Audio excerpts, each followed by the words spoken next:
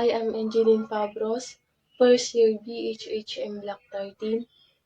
So what is IoT? IoT stands for Internet of Things.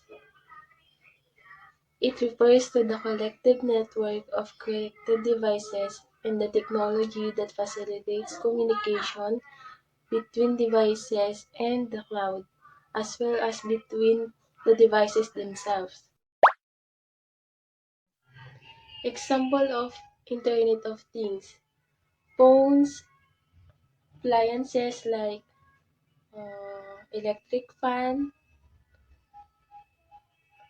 air conditioner, Wi-Fi, lighting system, security cameras, vehicles, and many more. There are advantage and disadvantage of Internet of Things. First, we will discuss the advantage of Internet of Things. Enhance efficiency. IoT device can automate tasks and optimize processes, improving efficiency in homes, businesses, and industries. Improve convenience.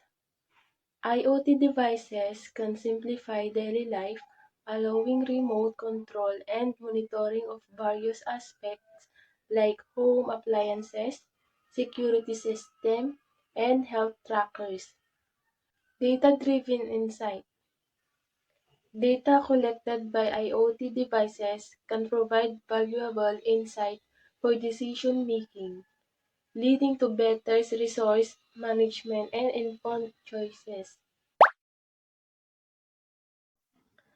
What are the disadvantages of IoT or Internet of Things?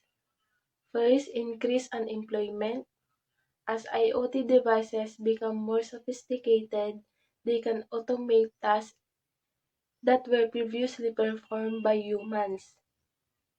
This can lead to job losses, particularly in industries where manual labor is common. Over-reliance on technology or increased reliance on Internet of Things. It can lead to a decline in critical thinking skills and a dependence on technology for even simple tasks. Loss of control.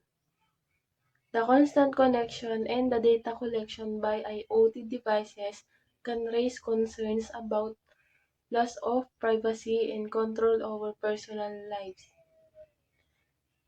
Individuals may feel overwhelmed by the constant flow of information and alerts, leading to a sense of being monitored or controlled by technology. Will they use IoT or Internet of Things in their daily life? Why or why not? My insight about this question is yes, because IoT have a positive impact in our life. It makes our life easier, where the convenience of smart homes, where we can control lighting, temperature, and appliances remotely. Is IoT good or bad for society?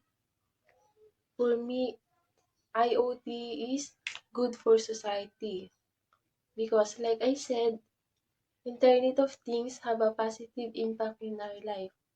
It makes our daily life easier. But there is a negative impact of Internet of Things.